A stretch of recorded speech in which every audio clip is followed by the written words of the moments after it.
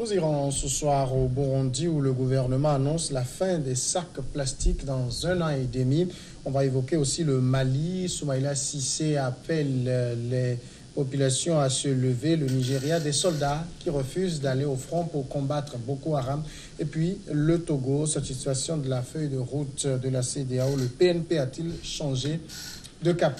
Ces questions, enfin ces sujets, on va les aborder avec Emmanuel Vivien Thomy de Plume Libre. Bonsoir Emmanuel Thomy. Bonsoir Samuel, bonsoir aux téléspectateurs et téléspectatrices qui nous suivent, surtout dans la diaspora et partout dans le monde. Et Alain Majorno, Vision d'Afrique. Bonsoir Samuel, bonsoir téléspectateurs de Niveau Télévision.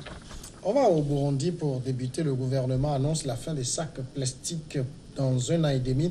Le président burundais Pierre Nkurunziza a décidé d'interdire les sacs plastiques dans le pays dans un délai d'1 an et demi selon un décret présidentiel. La fabrication, l'importation, le stockage, la vente et l'utilisation de tout sachet et autres emballages en plastique sont interdits. Un délai de grâce de 18 mois est accordé à compter de l'entrée en vigueur du présent décret pour écouler les stocks disponibles et les commandes déjà passées. Vivien Thomy, ça ressemble à quelque chose que plusieurs pays ont déjà mis en place, mais qui n'a jamais fonctionné. Effectivement, au niveau de la protection de l'environnement, c'est une bonne décision. Sauf que j'aurais voulu que le gouvernement ou le pouvoir de Burundi précise que ce sont les sacs plastiques non dégradables. Parce qu'il y a des sacs plastiques quand même qui sont bio et qu'on peut utiliser. Bon, il y a quand même une dérogation dans le décret pour les sachets et les sacs en plastique biodégradables, les matériels en plastique. Tout à fait. Maintenant, est-ce que dans 18 mois, on va pouvoir rentrer effectivement dans l'application de cette décision? Ce n'est pas très sûr parce qu'il y a de bonnes intentions au niveau de plusieurs pays africains, mais dans la pratique, on se retrouve coincé parce que déjà, il y a des sociétés qui ont importé d'importantes quantités de ces plastiques-là. Et puis, nous sommes dans des pays où la corruption a souvent des pas sur les bonnes intentions.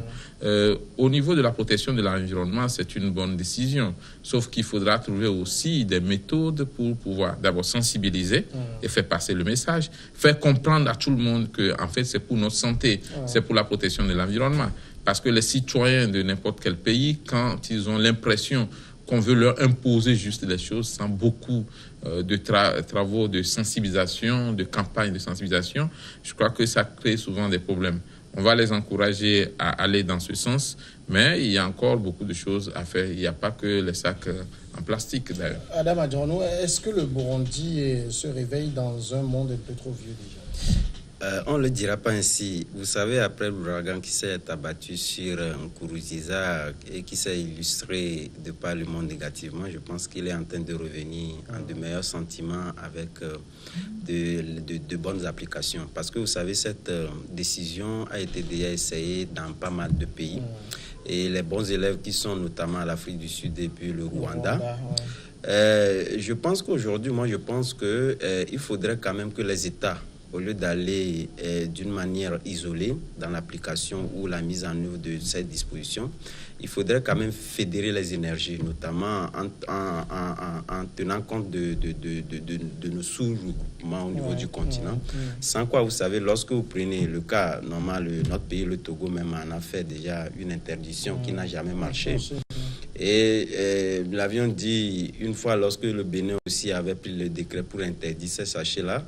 Je disais toujours que lorsque le Bénin, par exemple, un pays d'à côté qui prend des dispositions ainsi, et que le pays frontalier ou le pays qui le suit directement n'a pas les mêmes applications, vous convenez avec moi que les industries ou les grands commerçants qui sont de ce côté-là feront qu'un seul pas et venons s'installer quand même de ce côté et on n'arrivera jamais à l'application. Vous savez, aujourd'hui, je me dis, le Burundi, comme aujourd'hui, prend cette mesure, c'est quand même audacieux de pouvoir prendre ces mesures-là dans un premier temps. L'application suivra, mais nous savions tous que ça ne va pas tout de suite prendre.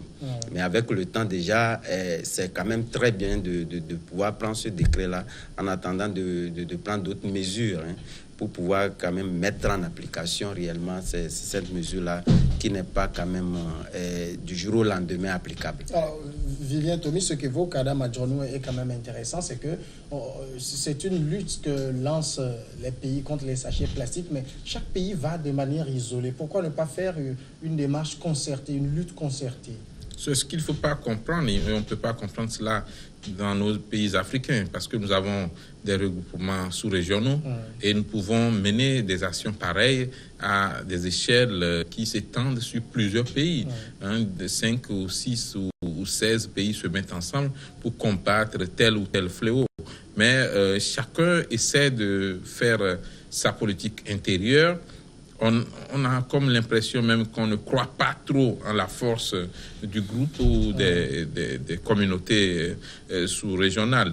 Alors aujourd'hui, le problème, c'est ce qu'il a évoqué, c'est que vous allez lutter contre le mal dans votre coin, mais de l'autre côté, ça aborde. Vous connaissez la question de, je crois, c'est les pattes de dinde ou quelque chose comme ça. Ou même les coupillons de dinde. Les coupillons de dinde, voilà. Il y a des pays qui prennent des décisions, mais à côté, vous savez, nous sommes dans un continent où il suffit de quelques pas pour traverser, on n'a même pas besoin de contrôle.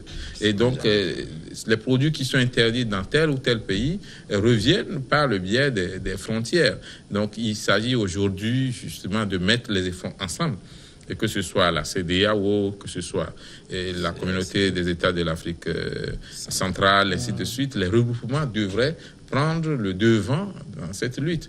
Je ne peux pas comprendre aussi que l'Afrique a pu participer de façon brillante à toutes les réunions sur la protection de l'environnement. On a annoncé des mesures à grande pompe, mais dans l'application, maintenant, chaque pays se retrouve dans son coin et prend des mesures. Tant qu'il n'y aura pas une union pour agir contre le mal au niveau au moins sous-régional, on aura toujours des problèmes et puis ce ne sera pas respecté. Vous savez, je ne veux pas évoquer la question de la consommation de la cigarette, mais tous les gouvernements du monde disent le tabac nuit gravement à la santé, mais tous les gouvernements permettent quand même que le tabac puisse venir en grand nombre dans le pays. Donc on sait aussi que c'est une décision politique d'abord, mais dans la pratique et dans la réalité, ce ne sera pas facile.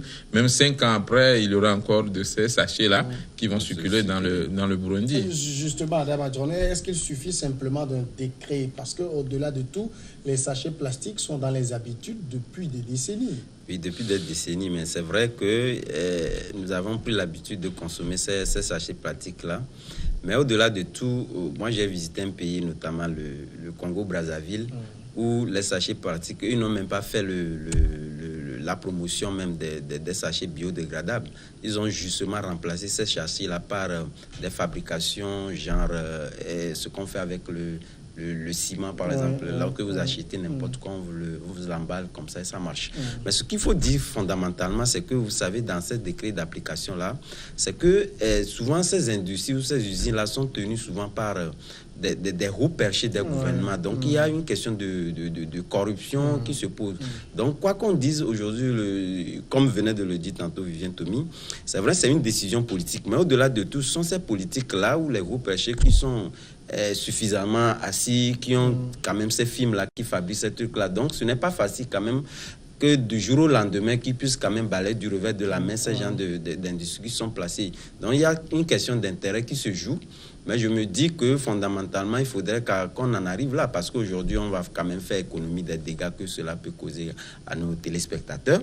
Mais on ne continue pas à subir déjà le sort, parce qu'il y a plus de près de 50 ans que nous avons consommé ces sachets plastiques-là, et les dégâts sont énormes et constitueront toujours par dégrader l'environnement que nous ne voulons pas ainsi. Donc, je pense qu'il faudrait que du jour au lendemain, on arrive au-delà de ces décrets, arriver quand même à appliquer, disons, l'éradication, parce que d'autres pays ont essayé et ça marche. Et pourquoi pas d'autres alors? Vivien, il y a quand même un paradoxe dans le décret signé par le président Nkurunziza. C'est vrai qu'il y a l'interdiction de fabrication, importation, stockage, vente et tout.